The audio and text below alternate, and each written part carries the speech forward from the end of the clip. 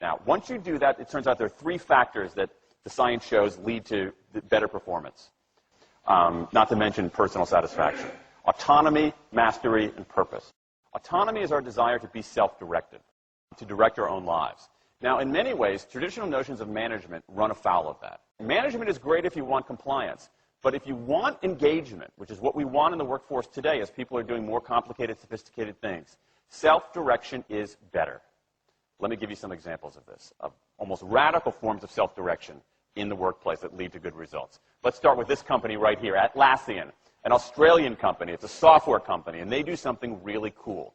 Once a quarter on a Thursday afternoon, they say to their developers, for the next 24 hours, you can work on anything you want. You can work on it the way you want. You can work on it with whomever you want. All we ask is that you show the results to the company at the end of those 24 hours in this fun kind of meeting, not a star chamber session, but this fun meeting with beer and cake and fun and other things like that. It turns out that that one day of pure, undiluted autonomy has led to a whole array of fixes for existing software, a whole array of ideas for new products that otherwise had never emerged. One day. Now, this is not an if-then incentive. This is not the sort of thing that I would have done 3 years ago before I knew this research.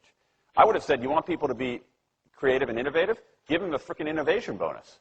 If you do something cool, I'll give you $2,500. They're not doing this at all. They're essentially saying, you probably want to do something interesting. Let me just get out of your way. One day of autonomy produces things that had never emerged. Okay, let's talk about mastery. Mastery is our urge to get better at stuff. We like to get better at stuff. This is why people play musical instruments on the weekend. You got all these people who are acting in ways that seem irrational economically. They play musical instruments on weekends. Why? It's not going to get them a mate. It's not going to make them any money. Why are they doing it? Because it's fun, because you get better at it, and that's satisfying. Go back in time a little bit. I imagine this if I went to my first economics professor, a woman named Mary Alice Schulman, and I went to her in 1983 and said, Professor Schulman, can I talk to you after class for a moment? Yeah. I got this inkling. I got this idea for a business model. I just want to run it past you. Here's how it would work. You get a bunch of people around the world who are doing highly skilled work, but they're willing to do it for free and volunteer their time, 20, sometimes 30 hours a week. Okay, she's looking at you somewhat skeptically there. Oh, but I'm not done. And then what they create, they give it away rather than sell it. It's going to be huge. I mean, she truly would have thought I was insane.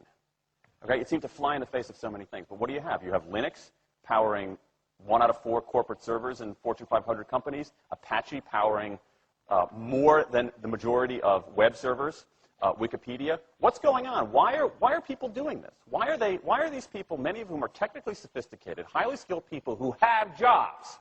Okay, they have jobs. They're working at jobs for pay, doing sophisticated technological work. And yet, during their limited discretionary time, they do equally, if not more, technically sophisticated work, not for their employer, but for someone else for free.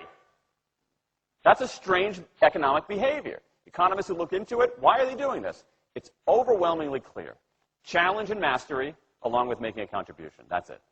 What you see more and more is a rise of what you might call the purpose motive, is that more and more organizations want to have some kind of transcendent purpose, partly because it makes coming to work better, partly because that's the way to get better talent.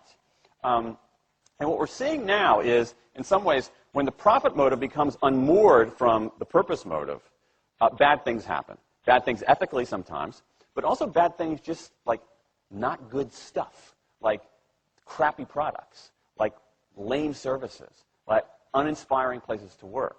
That when the profit motive is paramount, or when it becomes completely unhitched from the purpose motive, it just, people don't do great things.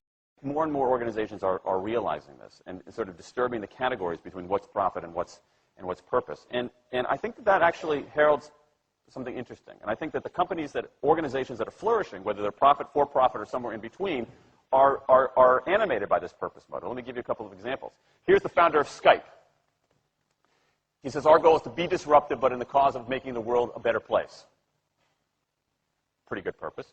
Here's Steve Jobs. I want to put a ding in the universe. All right? That's the kind of thing that might get you up in the morning and racing to go to work.